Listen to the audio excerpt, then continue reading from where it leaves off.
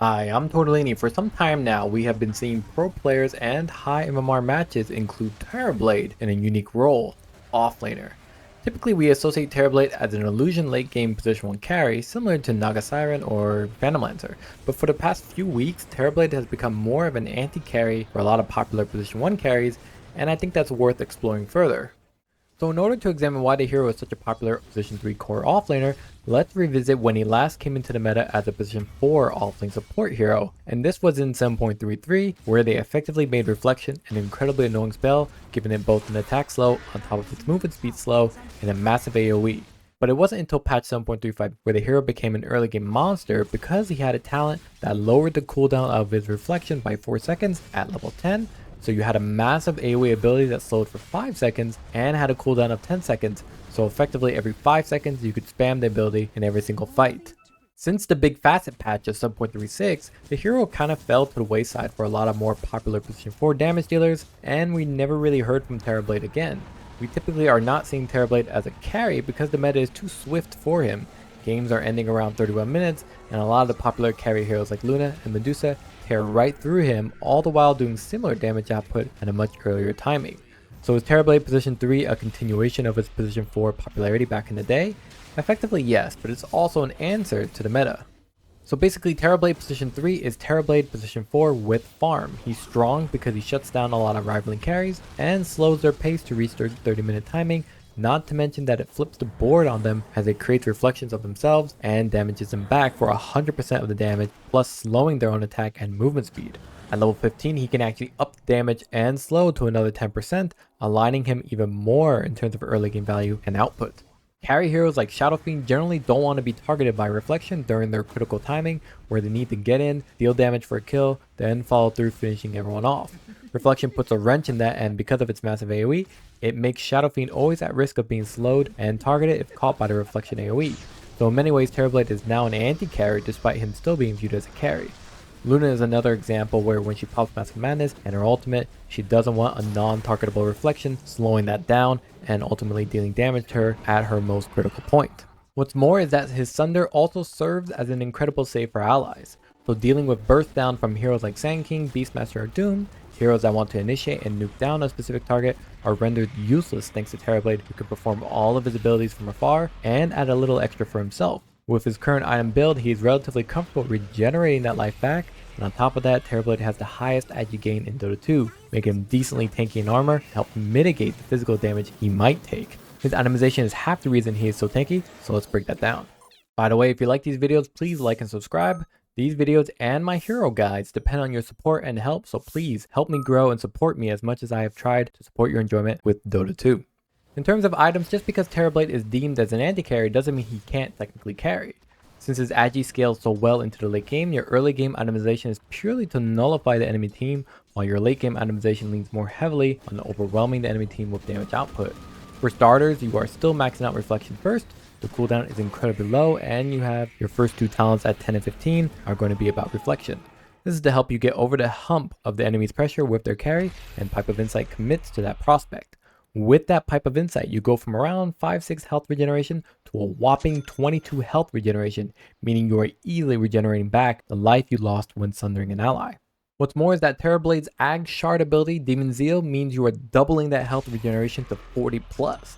What's more is that your Reflection illusions are also getting bonus attack speed, so by level 15, you are dealing 110% damage to enemies, increasing that attack speed, all the while saving your allies with your Sunder to regenerate your life back at an incredible rate. Your own illusions also get the bonuses if they're near you, so Manta Style is the natural pickup for Terrorblade, as well as Eye of Skadi as you start transitioning to a late game carry. As the game gets later and later, you become more of a carry, so items like Daedalus and Black King Bar are also becoming more and more necessary. Ultimately for Terrorblade as a position 3 offlaner is about denying comfort from the enemy carry and flipping the script on the early game fights before eventually turning it around to become an additional damage dealer for your team. Relying on your conjure image to scout out potential ganks and kills while also using metamorphosis to deal massive inherent damage, team fights from afar while you babysit your carry and deny the enemy team comfort. Simply put, Terrorblade has become a position 3 car offlaner to keep up with the times. Heroes are becoming more and more effective in their farming and are able to deal their damage more effectively at all points of the game than Terrorblade. This position 3 offlane build effectively renders his early game to be proactive while prolonging the mid game, so he can actually scale up to be his own damage dealer down the road. While you can still technically play him as a position 4, the items Terrorblade needs to be effective are immense and should be relegated to a core role. Ag Shard is a really overlooked addition to his kit, as it accelerates your farm and lets you tear down towers incredibly fast even if you can't cast it during Metamorphosis. The only time I don't recommend picking Terrorblade is if you're with Medusa, as you can't swap a hero who mostly relies on her mana to live. A big risk for Terrorblade is the laning stage where the hero doesn't have much going for him. Low health and low armor since he's low level means you rely on Metamorphosis to secure last hits comfortably from afar and Reflection to push back enemies, but that might not be enough when dealing with supports like Lich who can ice blast your ass till Kingdom comes. But be wary of when playing Terrorblade if you don't feel you have a secure offlane. Alright, so with all that said, let's take a look at some moments where I actually tried to play Terrorblade 3. I actually won 4 games in a row with this hero, so check out this small little compilation. Thank you for that.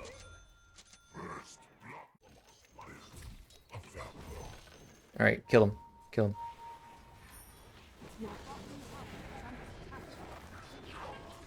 That would get pushed right there.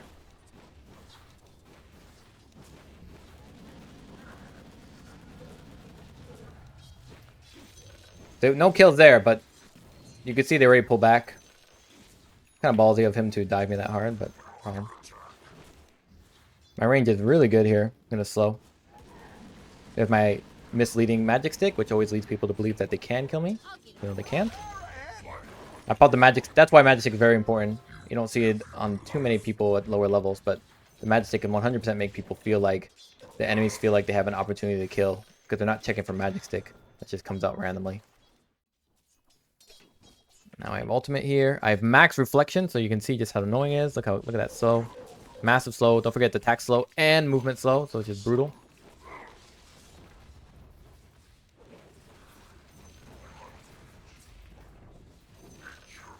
And I just take this now. So he's similar to some pause 3 heroes who play like this, where he can take downwards quickly. He has okay presence. He's just really good at. So we pop that down. Look at that follow through. That's a great follow through.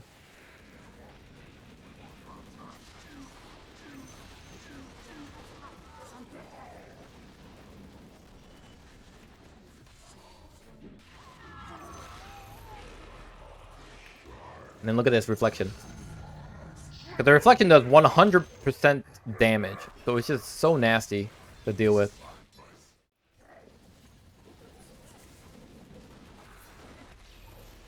Fuck me. I did the wrong guy. I'll pop the Demon Zeal in a second here. This guy's dead anyway. Well, it did help, so I'm glad it worked out.